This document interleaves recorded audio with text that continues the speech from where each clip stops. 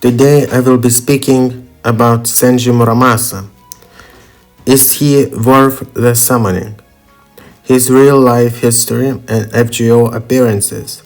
Also, I will be giving points to him based on this criteria. Number 1. Lore is real-life history that this character is based on.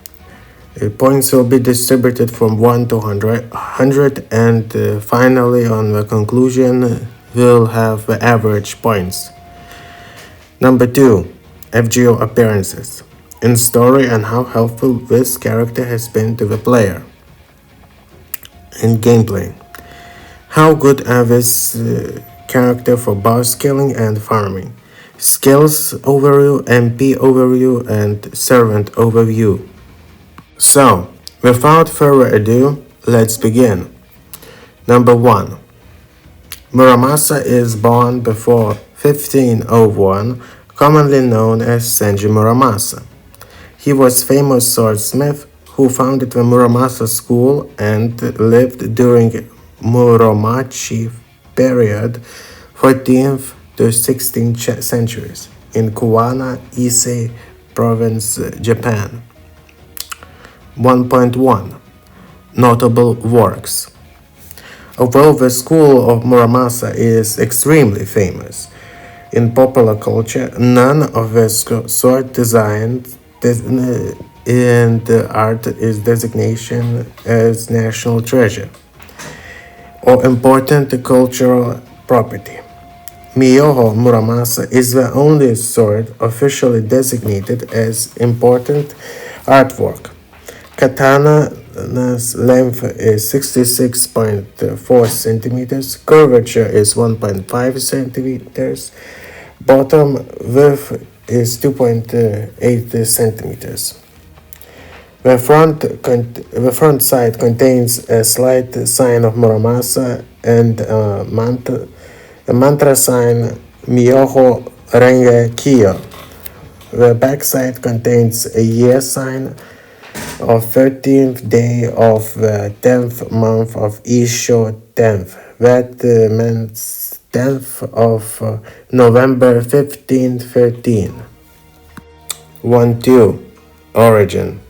The exact origin of Muramasa school is unknown.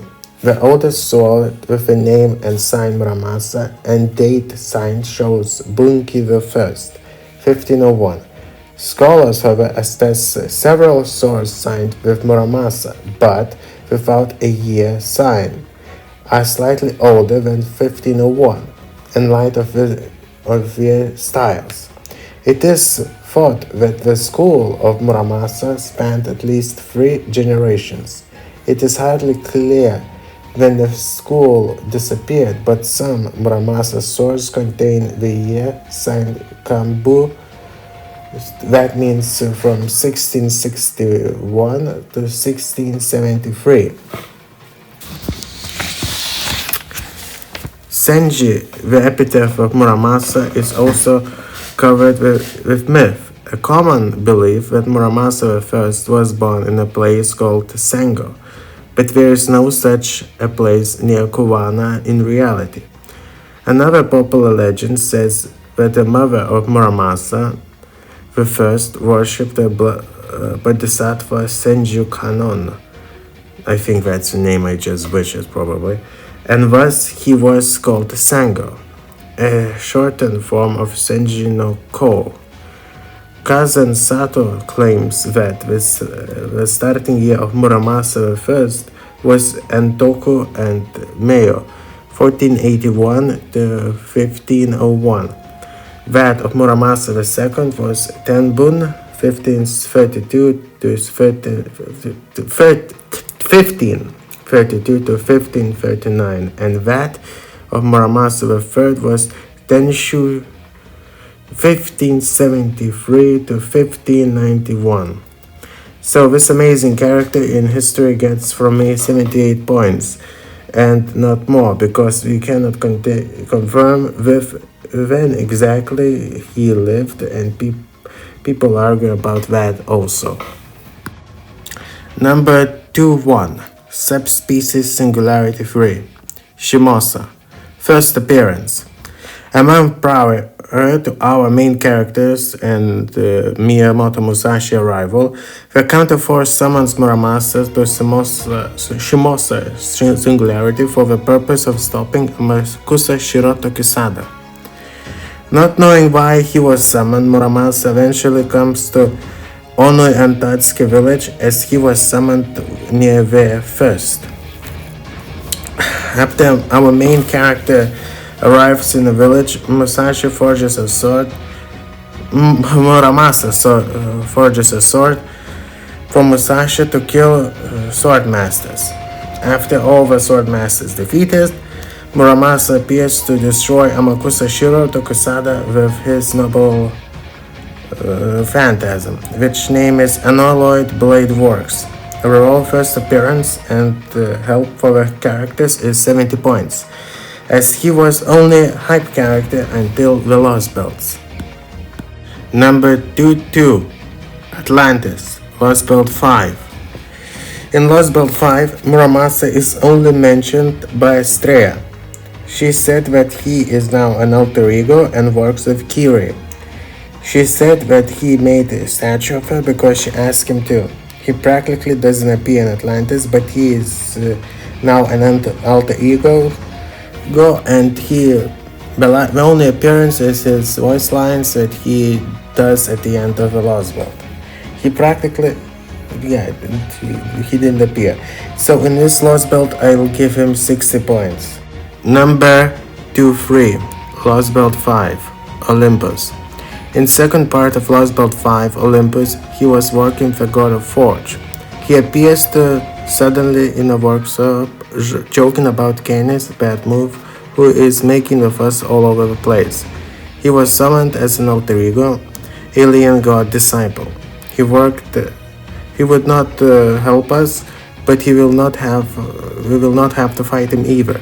So without spoiling too much, I will give him 80 points. Number 3, Gameplay. His card deck, number 1. He has one quick card with 2 hits, 2 arts cards with 3 hits, and 2 buster cards with 3 hits, an extra attack with 5 hits. Overall, to have 3 hits on arts and buster cards is nothing but amazing, and to have 5-hit extra attack is also amazing. And they have balanced him out with 2-hit quick card. Overall ranking for him is 90 points. Number 32, Skills. 3-2-1, first skill. His first skill is increase quick performance, art performance, and buster performance by 50%. It also increases star absorption by insanely 1000%, and you will gain 15 stars. Then you use his skill. This skill is amazing for farming and boss fights. So 100 points. Second skill.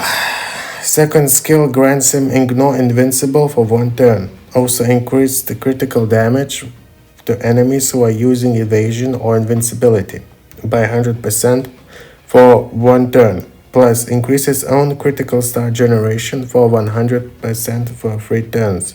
And finally, increase his critical damage by 100% for 3 turns. Also 100 points. 3-3 is third and final skill. It charges your MP level by 50%, so it's great for farming. It also grants Blaze buff for 3 turns.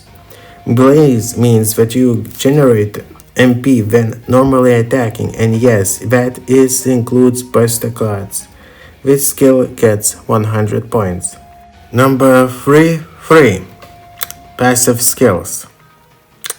3-1 is Magic Resistance B.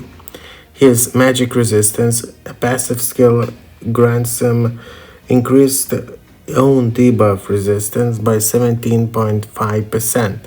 So a good skill. I give it 80 points. 3-2 Territory Creation A. Increase own arts performance by 10%. For an art servant, it's a very good passive skill. It helps a lot of looping as well. I give him 90 points. Free. Appreciating the aesthetic of Sword A. Increases party's critical damage by 5% while he is on the field. This skill is similar what most servants bouncy does.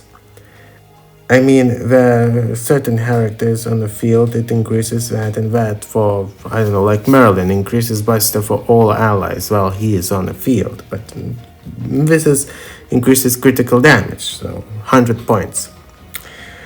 4. The ominous present had the beam. Increase damage against king enemies by 20%. And we have a lot of king servants, so his passive skill helps in killing bosses. I will give him 80 points. Number 4. Noble Phantasm. Muramasa's Noble Phantasm is called Senji Muramasa, or Bladeless Blade Works. It's A+ ranked AoE Noble Phantasm with 3 hits. It increases own NP damage for 3 turns, activates first. Not only that, it also removes all enemies' offensive buffs, plus deals damage that ignores defensive buff to them, from 450% to 750%. It is not over yet. He also increases art performance for 3 turns. Activates first, from 10% to 30% based on MP level. For example, at MP level 1, you will have damage plus 450% and 10% arts boost. Or those who have MP5 will have 750% and 30% arts boost. I will give his Noble Phantasm 100 points. Number 4. Conclusion. So, is Muramasa worth it? Yes, definitely. If you need a boss killer, farmer, or you just plain like Shiro Emiya. Overall, I will give him 87.1 points. Awesome. But should you grail him to 120? Well, unless you have a whole veil that will go for him to MP5, or you will need more, I think more than 320 coins, servant coins. I would say yes, but if you are not, I would say grail him to 100 and call it a day. So that's it for today, and have a nice day. And don't forget to like, comment, and subscribe.